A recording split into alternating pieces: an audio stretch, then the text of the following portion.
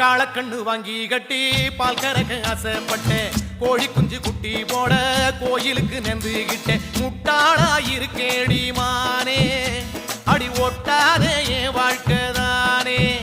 ரொம்ப முட்டாளா இருக்கேடி மானே, அடி ஒட்டாதே என் வாழ்க்கைதான்.